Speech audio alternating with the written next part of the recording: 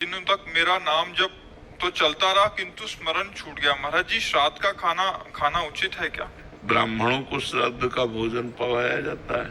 अब अपने घर में श्राद्ध है तो उनको पवा कर फिर प्रसाद पा लेते, उसमें कोई परेशानी नहीं। पिताजी की श्राद्ध थी।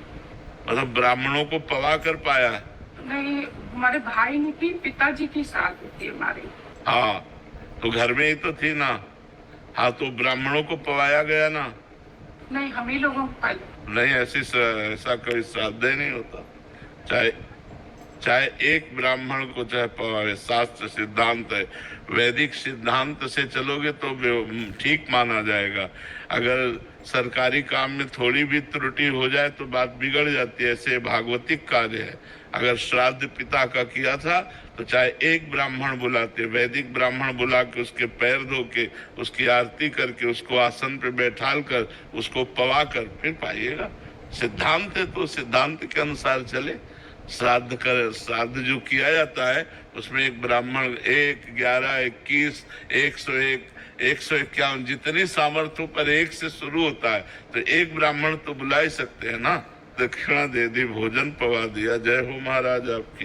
तो ऐसा जो हमारी शास्त्रीय सिद्धांत है उसके अनुसार चलोगे तो वैसे ही लाभ मिलेगा। मनमानी करोगे तो मनमानी है। प्रीति जी, मध्य प्रदेश। राधे राधे महाराज जी। महाराज जी, जब मैं पिछली बार वृंदावन आई थी तो मानसिक संत अपराध और मथुरा में अपराध बन गए, जिससे जो आपकी कृपा से भजन और दिनचर्या होती थी वैसे कुछ अब नहीं हो रही। महाराज जी, सब प्रमादी आचरण होने लगे हैं, कृपा करके क्षमा करें महाराज जी। वैसे जहाँ अपराध बन जाए तो वहीं अपराध क्षमापन मांगे, भगवान कृपालु क्षमा कर देंगे। और डट के भजन करें। हाँ, नहीं, डट के भजन करो, सब क्षमा हो जाएंगे। मांगने की भी ज्यादा जरूरत नहीं। केवल एक अपराध ऐसा है जिसमें आपको घुटने टेकने ही पड़ेंगे, वैष्णव अपराध। अगर वैष्णव निंदा कर दी, वैष्णव अपराध बन गया, वैष्णव दुखी हो गया, तो उसी वैष्णव के पैर पकड़ने पड़ेंगे, दूसरा कोई उपाय नहीं तो नाम जप करने से सब नष्ट हो जाते हैं पाप। मैं परिक्रमा कर रही थी तब केसरी घाट में संत सो गए।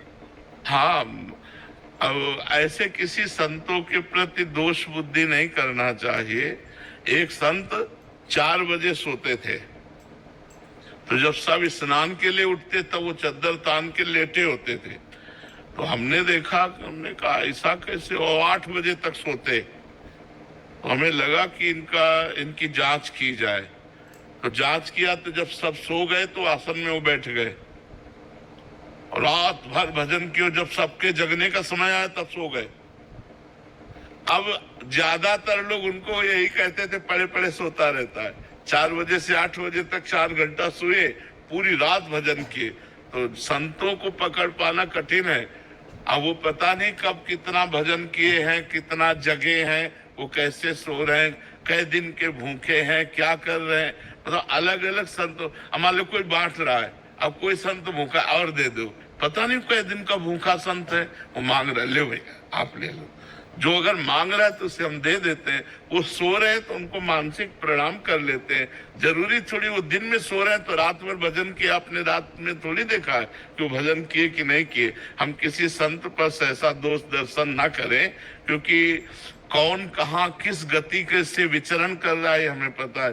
किसी महापुरुष के प्रति अपराध बन गया तो सारे पुण्य नष्ट हो जाएंगे।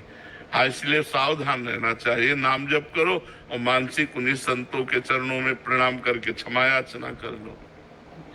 मुकेश जी, बिहार से। राधे राधे राधे महाराज जी। गुरुदेव भगवान, सब कुछ भगवान पर छोड़ देना, जो करेंगे भगवान करेंगे, क्या इसमें अपनी भूमिका को शून्य मान लेना नहीं है? ये तो बहुत बड़ी स्थिति अगर ऐसा मान ले तो। पर अहंकारी जीव मान कहाँ पाता है, देहाभिमानी। बातों से भले कहे कि सब कुछ भगवान करेंगे, भगवान कर रहे हैं, लेकिन वो अहंकार से अपने को कर्ता और भोक्ता मानता रहता है। अहंकार विमूढ़ात्मा कर्ता हमिति मन्यते।